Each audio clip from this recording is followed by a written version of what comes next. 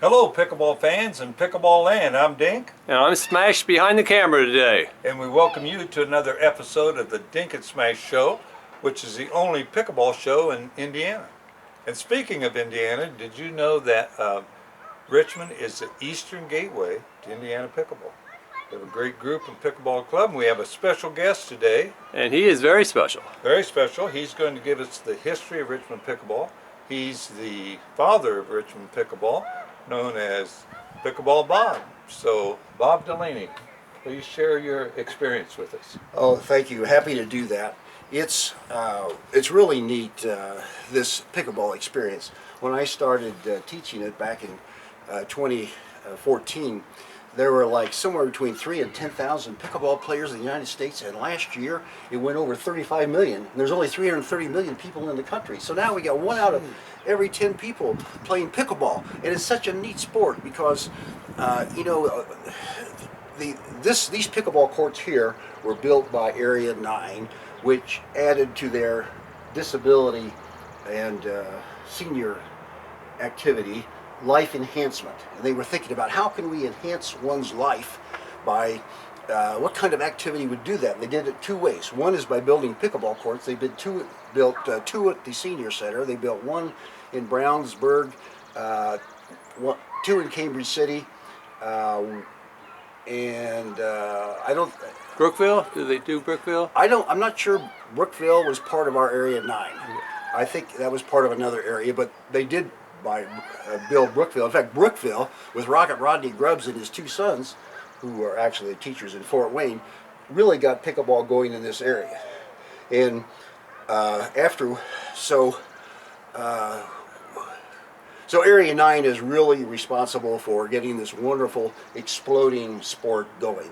And Tony Shepard was the director, with Kathy Bridgeford as his able assistant. And Kathy and Tony were looking for somebody that knew something about pickleball. And it so happened, I was a tennis player. I'd been a tennis player for 30 years. Okay. And I heard about this pickleball sport. And I had a friend in Southern California. I took a vacation out there in Southern California. And we said, let's go to this pickleball camp. So we went to Pickleball Pat's camp. It was a week-long camp. We went 2 hours a day for 5 days. And we went through the things that I said, this is what you really need to do to learn pickleball.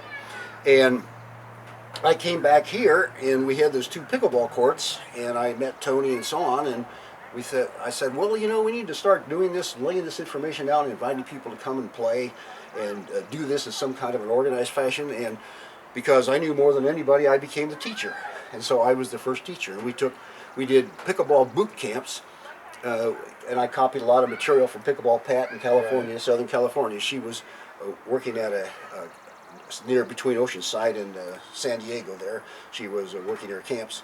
And I used a lot of her material and added some of my own. And what year did you start? We started in 2014. Here in Richmond? Here in Richmond, Indiana. The courts had been built when? The courts were, and I may be off a year. I tried to find that. Yeah. Either 2013 or 2012. Okay. I'm not sure. But you started the camps and real instruction in 14. Yes, and right. So I set up a camp, and this is the Kathy Bridgeford, who worked for Tony at Area 9 and so on, was the photographer, and we set up a camp. And we had a first staff of 5 people. It was the Tony Shepard and Kathy, and Paul Mays, and my present wife and I. It was my girlfriend at that time, right. Pat Murphy. And we were the first staff of 5, and these were the first campers. So are some of them in there that's still playing today, do you think? Yes, in fact.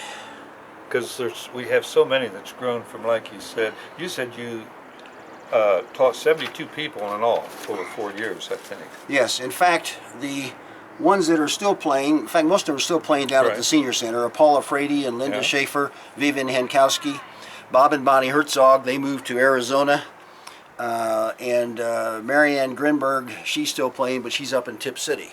So we had people from Eaton and Tip City in addition to people from Richmond in our first pickleball group. So yes, and in some of the other groups, for example, like the one we did in 2016 that Pam and Greg were in, we had 7 people from Oxford that were here.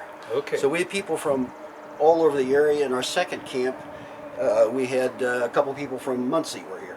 So we've had people all over that came here, and we've just kind of, and the ripple has spread. Wow.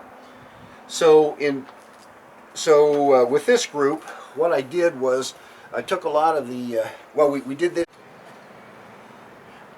I was also playing duplicate bridge in competitions all over the country, and I didn't have the time that it needed.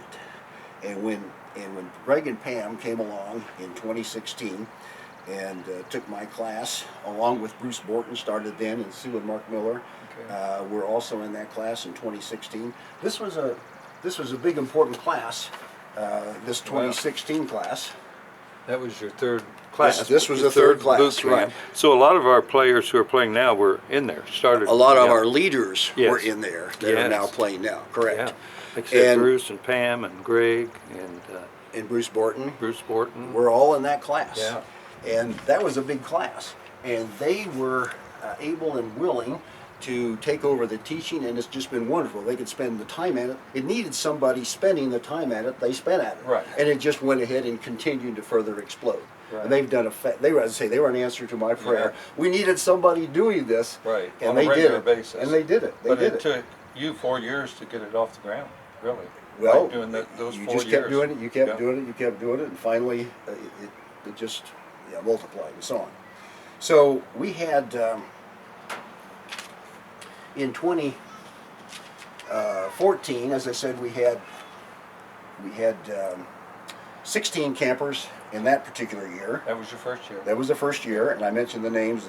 In 15, we had 17 campers, and let's see, that's where we had Karen Ball, my daughter-in-law, and Daryl Lane, who's still playing over at Cambridge City. Kent and Sandy Kahn Right. were actually they were added as my staff after that, and Charlie McPee, actually he was one of my partners that played duplicate bridge from Muncie, and another bridge player from Muncie we came over. So we actually had 2 players from Muncie. Then in 2016, that was our largest group. We had 21 boot campers, and we were working with 6 staff at that time. And we only did, that was a year that we only did 1 day. We didn't do 2 days. We only did 1 day that year, and they were all advanced. And then in 2017, the first day we had, it was May the 20th, we had 11 campers. Then we got rain, so we got pushed indoors, and we did it at the gym at the senior center. And then we added a couple more that we didn't have the first. We had, to the 11, we added Dean and Susie Poe. Then we added on the 27th. So that added up to 72 of those diplomas that we added. And a lot of those players are still playing today. They are. Many. I'd say at least a third of them are still playing. Right. And the point is, particularly that 16 group, that was a heavy group with leaders, with Greg and Pam and Sue and Mark. Yep. And really, that was a really important leadership class we had there. And then after that 17 class that fall, we had the first Richmond tournament here. We had it on September the 30th. This was, we called it the Fall Pickleball Bash and so on. And we had 3 levels of competition. A lot of familiar names And there. those names are all that are probably, most of them are still currently playing. Right. And so, we had that tournament here. And then after that, Greg and Pam, aided by Tom Dickman and others, Right. got the movement going to get these courts Right. built.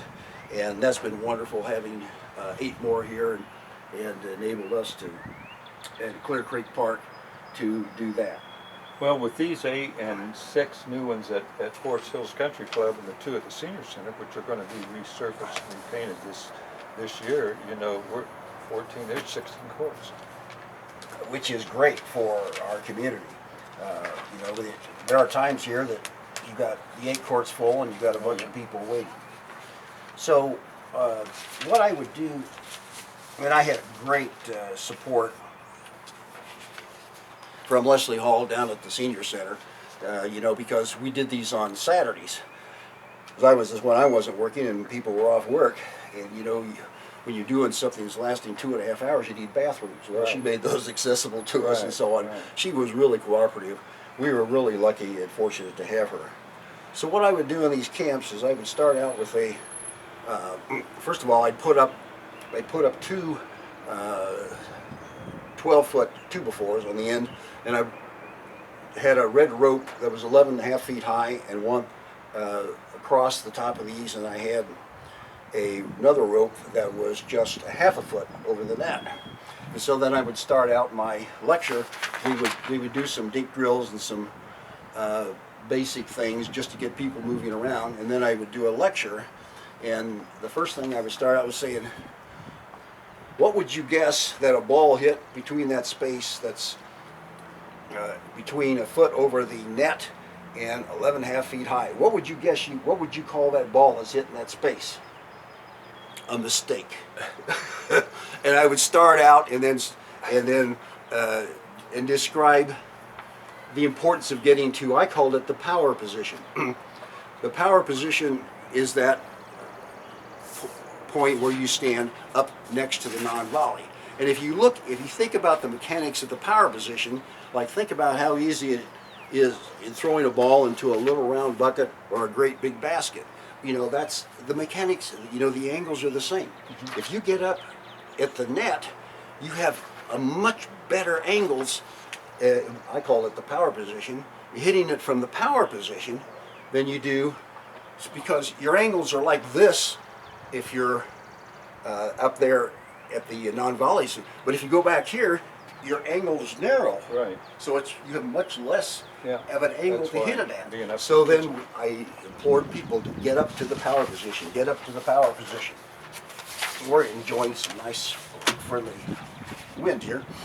So we would do that. So we would go through the, I'd go generally through the rules, the grip, the forehand, the backhand. Then we do some drills on the forehand and the backhand. Then we would practice the serve. And Kent Kahn is a really good server. He would often do the serve lecture and so on. And we would talk about the basic. Now, Bob, on your serve, you have a special type of serve, don't you? It's called a drive serve. Yeah. Well, let's take a break here, and I want to get a video of you serving because it's pretty unique how you serve. Want to do that? Well, I'd like to talk about all serving, and then the various, Okay. right, Okay. Yeah. We talk about serving. That's one of the things I did. Okay. Well, yeah. You want to take a break and do the serving? Yeah, sure. All right. I teach them first of all that you have to make contact with the ball below the waist. And allergies working up here. And just do a simple serve like this. And the follow through is everything. So if I tell people to watch your follow, they may be, particularly the baseball players, you heard me say earlier, or the softball players, if they're going like this, you know, the serve just goes all over the place. But if they just do a follow through like this, they get their serve in. So all of a sudden they're serving, they can serve. Now, if they want to refine it and do it a little better, then they want to start transferring their weight through the ball, which is where you put your weight on your back foot and you move it through the front foot. And you just simply go like this, so on. But now if you really want to power the ball, kind of like on the golfers, where they snap the wrist, and then they snap the elbow, and then they snap the arm. Well, that's what you do with this serve, and it's called a drive serve.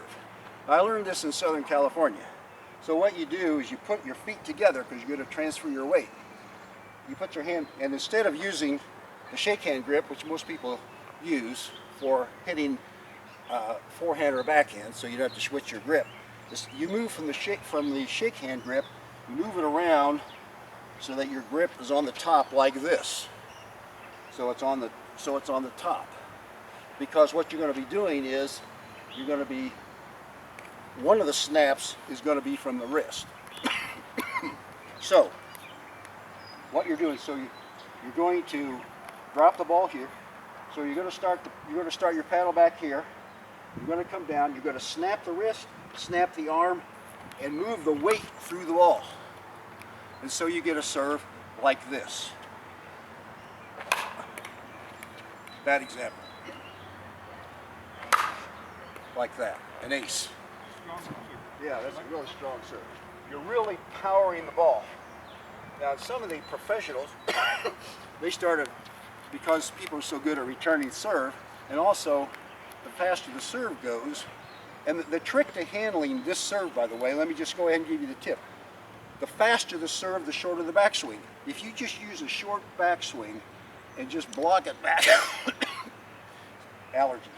If you just block it back, you know, that's the way you handle it. If you try and take a big backswing with that kind of a serve, you're going to probably hit it in the net. So all you need to do with this kind of a serve is just take a short backswing and just block it back, because the speed of the ball will rebound it back deep. So doing it again. Now when I practice these things, I practice the first corner where I just hit, then I practice hitting it deep to the forehand, then I practice hitting it to the backhand. So now I'm going to hit one deep to the forehand over there. That was too deep. Let me hit it again.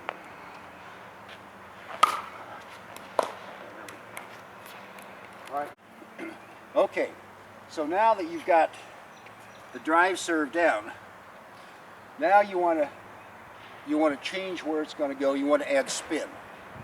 And the way you add spin is you're coming through. Instead of coming through like this, you're coming through at an angle like this. And it gives you quite a hop. So you go like this. See the angle on it? Yeah, I couldn't get it. And so what you're doing is you're coming through. Instead of coming through, you come through like this. So you get so it's going to hop to the right. And you can do that all over the place. So that's the fourth thing about, and this is called the drive serve, because you're really driving it. And then you can drive spin it, and so on. But that gives you, with those techniques, you get a pretty good variety of serves. We're back here now, and Bob has some t-shirts he wants to share with you, everyone. Yeah, I wanted to share this and the fact that I had a wonderful staff. Putting on these camps, you need a lot of help, and I had wonderful help. In addition to Tony Shepard, who was the director of Area 9, and Kathy Bridgeford, who worked there, I had my wife-to-be, my girlfriend at that time, Pat Murphy, and Paul Mays, who since is deceased. And then the next year we added Sandy and Kent Kahn, who were wonderful. And this is the shirts we wore the first 2 years. It didn't wear very well, but this is what the staff wore. And then we went to this particular t-shirt for the last 2 years. Well, those are nice shirts. They were, particularly. Not as nice as the wicking material that you now get and so on, but they were nice, and you know, there's some camaraderie going with wearing the same kind of shirt and so on. Now you put a nice summary paper here together. Give us an overview of what's in that. Yes. Every camper got one of these handouts, and we start out with the 20 highlights of the rules that we that was my opinion. Then we had the importance of being at the power position, which is at the non-volley zone. I always called it the power position, where it's the importance of being up there At the kitchen. and the percentages and the ease of the hit. Just why that's where you need to go. And if you watch the pro players, they immediately get up there. That's always been that. And then just practicing pickleball, some of my philosophy about practicing pickleball techniques and so on, how important it is to maintain your side balances, your side muscles. When we started playing pickleball, Tony Shepard and I played over at Eaton. They had they had some indoor courts over there on a basketball court, and there was a little tournament over there with 3 different levels, and they carried 2 people off, were dove for balls, injured, to the hospital. And some of our players were doing that. They were falling over stuff and so on. So that 2015 New Year's, I had everybody make a resolution: no diving. And people started thinking about, in these last few years, it just, Right. it isn't. So that was part of it. And then we talked about the importance of shading and moving together with your partner. You know, the basic rule is you want to stay about 6 feet away from your partner. So if your partner's don't pulled do that one. to the right with a shot, then you want to go over. You want to stay about 6 feet because you got to cover the rest of the court. Right. So we practiced some of those techniques. Then we talked about the importance of dinking. And there's actually quite a bit. I got just the rules of serving. Now, you put this all together yourself? Right. This, A lot and of you've taken it from your camp and other material and you've compiled it into this. right. And when you did the camps, your players got this. Exactly. Everybody was given this handout. Yeah. Right. I put all this information together and then one of the things that a lot of players will do, particularly when they start, is they will back up and try and get into a better position. And so I wrote this article called "The Sin of Backing Up." So one of the initial points I make to people is, you don't gain an advantage by backing up. You want to just stand and hold your ground and do the best you can. You have a much better chance that if you're trying to back up, if you have your weight going backwards when you're hitting the shot, you're probably not going to win the point. Right, it's You're gonna much go better up. off doing the best you can wherever you are. And so I call it the sin of backing up, and we practice don't back up. Just stand and hold your ground and do the best you can, and you have a much better chance. So that's what this article was about. Then there's a lot. Now this is a copy of stuff from Prem Carnot, who authorized me to reprint all of this stuff, and there's a lot of it in here about dinking. Yeah. Dinking, once you get the Important part of the basics game. down, then dinking is a real important part of the game. And there's quite a bit in here on dinking. That's a copy of Prem Carnot. Yeah, I've had a little conversation with him going, he travels around the country and makes some pretty big money giving lessons and so on. And then this is another one of his. So he talks about the importance of hitting the middle. Even against good players, although they will have talked about who's going to take the shot down the middle, a lot of times, even though they've talked about it, they will both go for it. Yeah. So hitting a shot down the middle is a good offensive thing to do. And the importance of And that happens a lot out here, even with It- our better players, it because happens. they don't learn to transition to one another to cover it. They do. And then I've got an article in here about that I wrote about poaching. Oh, that'd be good for Smash. He does And that a lot. there's right, and when to poach, how to poach, and there's planned poaching where you just like in tennis, where you give your partner a signal 2 or 1 or whatever, whether you're going to poach or not. You give a signal on every ball, and that's kind of fun, a kind of fun thing to do. I haven't seen anybody doing that out here, but you need to play with a partner Yeah. and practice that and so on. But it's just like tennis. You can do planned poaching, or you can just not have it planned with your partner, and just go for it sometime and hope that your partner sees it. Then there's the self-rating guidelines of the various skill levels, and then I gave the information about, because a lot of times we were starting to play in tournaments around, so people say, what do I play? Well, everybody starts out in the 3. And then the general rule is once you win a 3, then you got to play in a 3-5. Okay. Once you win a 3-5, then you got to play in a 4. So and so on. winning a tournament in that level. Okay. is what dictates Got it. that you move up. Okay. Or you can go ahead and give one of these to you, and I think it'd be neat if you could go ahead and just publish all that. I was going to say, with your Please do. permission and recognition to you, if we took this and did a little editing, keep To do whatever you like. Okay, thank you, because I think this would Just indicate Oh, yeah. stuff that I put together. right. I will, and also the individual who gave you permission. Yes, we'll credit that. Yeah. Oh, the other thing Prem told me, we were talking about initially. People were learning how important the third shot, drop shot was, and there's some. His information is in there, so I talked to him about it, and I built a little contraption so people could practice drop shots. But the key to doing a good drop shot is not to try one that just barely drops over the net, Right. but you want to focus on scooping it up so that the ball is about 6 feet high when it crosses your non-volley line. and then drops across the net at an angle and so on. And you find against good players, that's a pretty effective shot. That third shot, drop shot. Now hitting it down the middle is one way. Lobbing is another way, but accurately lobbing a shot that is hard hit at you is pretty hard to do. Right. It's much easier to do a drop shot than it is to do a lob. So a lob needs to become, and I have not gotten good at a lob. A lob needs to be a part of any experienced player's game. Yeah, you don't score a lot of points off a lob. You either hit it out of bounds or they nail you with it.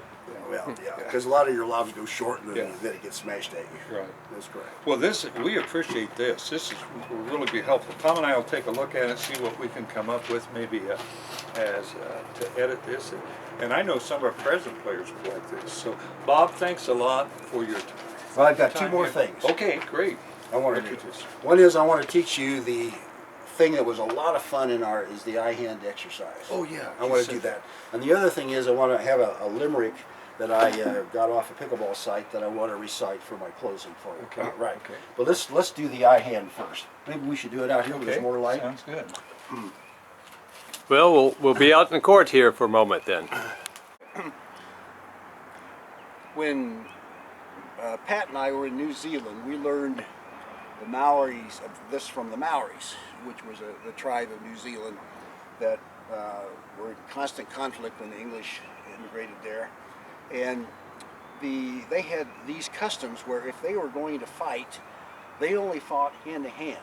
They thought it was immoral, unethical to throw things, to shoot arrows and so on. They only fought hand to hand, so they had to have very good eye-hand control.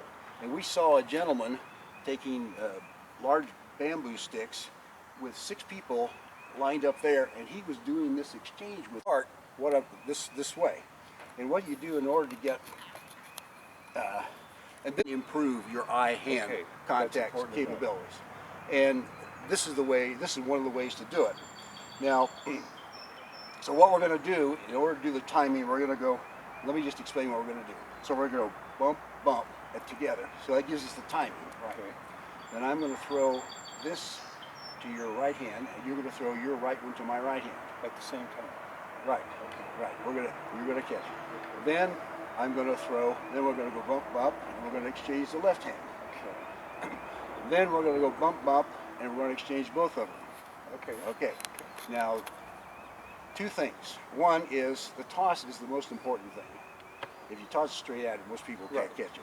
Right. The toss needs for the other person to catch. Okay. The other thing you have to decide is who, on the third one, somebody's going to throw inside and somebody's going to throw outside. Right. So pick one. Inside. Oh, you're going to like this, okay. all right? Okay. So you do that on the third. On the third one, okay? Let's try this, all right? Bump, bump, like this. Bump, bump. Now what? Okay. Now what? Okay, now that's going to happen a lot. So anyway, in our camps, this was a blast. The people love doing this. Yeah. But yeah, so you want to just kind of, but you just get with practice. Right. So Because the idea is I want to get it to your hand, you want to get it to my hand. exactly. We both So want we to catch it. both want to catch Okay, it. let's Right. do it again. All right. Let's start from the beginning. We're going to start with the right hand. Okay. Bump, bump, bump, bump. Okay. Okay. Now you're going. I'm going inside. You're going inside. Okay. Bump, bump. Okay. We each got one. That is a need. That is. But anyway, and you just took newspaper and wrapped plastic. We put tape around it. Right. Just roll up newspaper. So I can see doing this a lot, and then you can get a little quicker with it Of too. course. So yeah, right. You get a lot better at it. Bump, bump. Right, exactly, Yeah. right. Wow. And this is Wow. a way you can improve your eye hand just by practicing it. And we did this at the end of all my camps, and it was a blast. People had a lot of fun with it.